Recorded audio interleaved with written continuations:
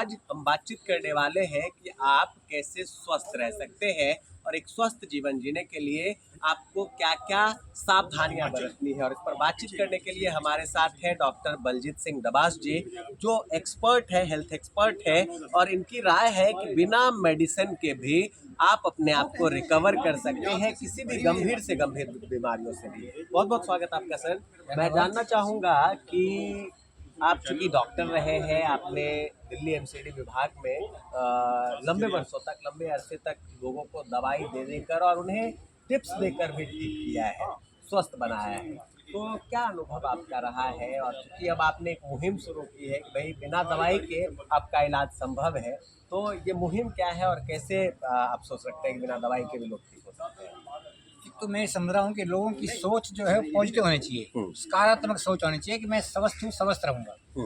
आजकल लोगों की सोच जो है ना वो नकारात्मक हो गई है। लोग डरते हैं कहीं बीमार ना हो जाए। पहली बात तो यही है। दूसरी बात आपको मैं बताना चाह रहा हूँ कि भाई दिल्ली में एक एम्स का एक सर्वे हुआ था जिसमें 10,000 बच्चे रोज दांत दर्द की वजह से स्कूल नहीं जा पाते। तो दांत दर्द ना हो इसके लिए ज़रूरी है कि प्रत्येक भोजन के बाद उनके ब्रश कराए जाए ताकि दांत साफ रहें, फूड पार्टिकल दांत के अंदर ना चिपकें, जिससे कि उनका एसिड ना बने और एनिमल ना कटे। तो 100 साल तक दांत सही रहेंगे। तो कभी भी किसी को दांत के डॉक्टर के पास जाने की जरूरत नहीं पड़ेगी, हॉस्पिटल में लाइन लगाने की जरूरत नहीं पड़ेगी। तीसरी बात है कि भाई हमारा जो है पेट साफ होना चाहिए। आजकल हम देख रहे हैं कि 90% लोगों की कब्ज है, किसी को कम है, किसी को ज़्यादा है। पेट साफ करने का सबसे अच्छा तरीका है कि शाम को ताम्र पात्र में 1 से 1.5 लीटर जल भर के रखें। सुबह आप उसको हल्का गर्म करके बैठ के पीजिए।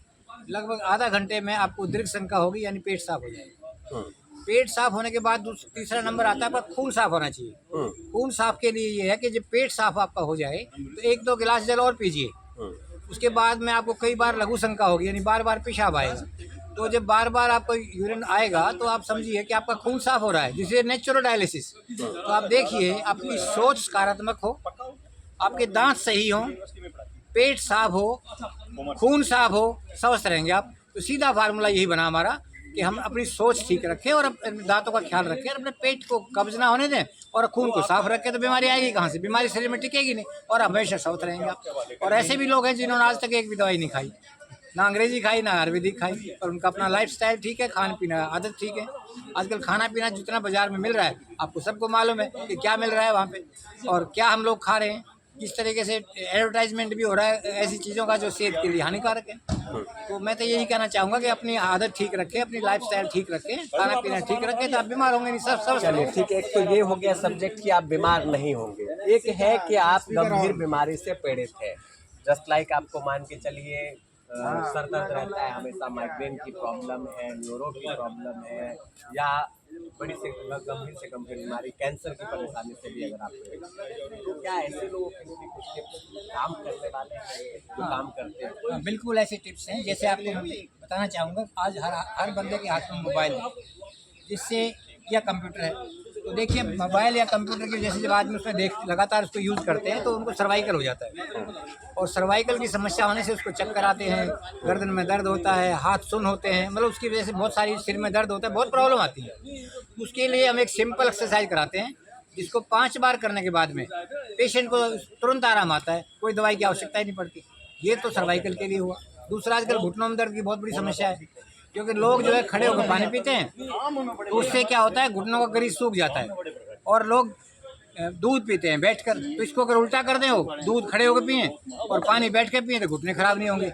आपको मैं बताना चाहूँगा कि मुस्लिम के 99% के लोगों के घुटने ठीक हैं, क्योंकि हमेशा बैठ के पानी पीते हैं, और बाकी जो लोग खड़े खड़े पीते हैं। इसलिए आजकल मैं देख रहा हूँ 30-30 साल के बच्चे आ रहे हैं कि मेरे घुटनों में दर्द है। कारण क्या है? खड़े होकर कैंपा पीनी है, खड़े होकर पानी पीना है, तो उसका ग्रीस सूख जाता है, दर्द शुरू हो जाता है। तीसरी बात है कमर दर्द की, सर्वाइकल का हो गया। दूसरा, डिस्क प्रोलैप्स की बड़ी कॉमन प्रॉब्लम हो रही है, क्योंकि लाइफस्टाइल जो लोगों का ठीक नहीं है, बैठने का तरीका ठीक नहीं, टेढ़े मेढ़े बैठते रहते हैं, उससे या ऊंचे नीचे पैर ज़्यादा आ जाता है तो डिस्क में फर्क पड़ जाता है, तो कमर में दर्द शुरू हो जाता है। उसके लिए भी हम कुछ एक्सरसाइज कराते हैं और उससे जो है पेशेंट को तुरंत आराम आता है। तो ये चीज़ें ऐसी हैं जो बिना दवाई के ठीक हो सकती हैं। अब रही बात जो है किसी और बीमारी के लिए लगाइए आप, सारी बीमारियों की जड़ है पेट।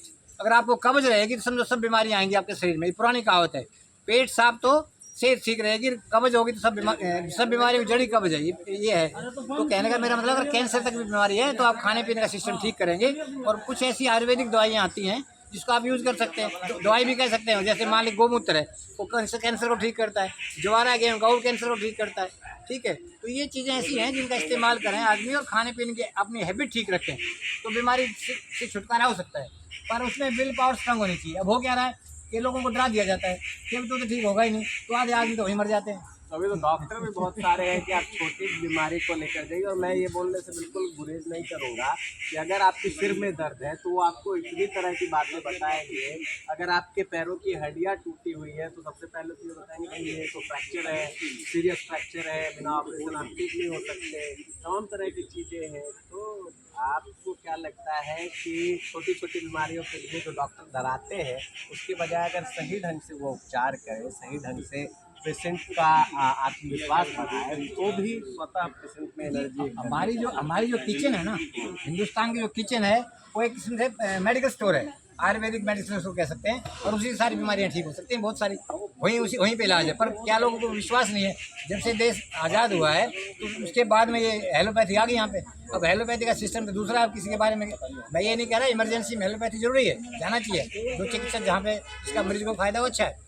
पर आजकल वहाँ ज़्यादातर जितने 5 स्टार हॉस्पिटल खुले हुए हैं वो तो अड्डे बना दिए उन्होंने, और जैसे बिजनेस हो रहा है। जो आप वहाँ चले गए तो समझिए आप जाओगे अपनी मर्जी से, वापस अपनी मर्जी जाने मुश्किल हो वहाँ पे, क्योंकि वहाँ आपका देखते हैं कि आपका इंश्योरेंस कितने का है, आपका ये चीज़ें हैं, तो वहाँ से उनको पैसा मिलता है इंश्योरेंस कंपनी से। आप देखिए इंश्योरेंस का 250 रुपये में इंश्योरेंस हो रहा है हर महीने, हर रोज़ 250 रुपये दो। इसे बिजनेस में लोग फंसते जा रहे हैं। बिल्कुल, तो ये डॉक्टर साहब हमारे साथ जुड़े हुए हैं और खुलकर इन्होंने बोला है कि जो प्राइवेटाइजेशन करके होटल हॉस्पिटल्स है, उन हॉस्पिटलों में सारे जगह कमर्शियल काम हो रहे हैं, और इसलिए डॉक्टर क्यों चाहेंगे कि आप ठीक हो।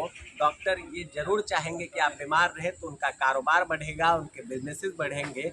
इन्होंने साथ साथ महत्वपूर्ण बात ये बताई कि किसी भी व्यक्ति को अगर कोई बीमारी है या वो बीमार नहीं होना चाहता है तो उसके शरीर में ही सारी क्षमता है। बस कुछ चीज़ों को सुधार कर, खान पान में सुधार कर, अपने किचन में जो चीज़ें हैं जिसे आप होम रेमेडी कहते हैं, उन चीज़ों का इस्तेमाल कर आप स्वस्थ हो सकते हैं।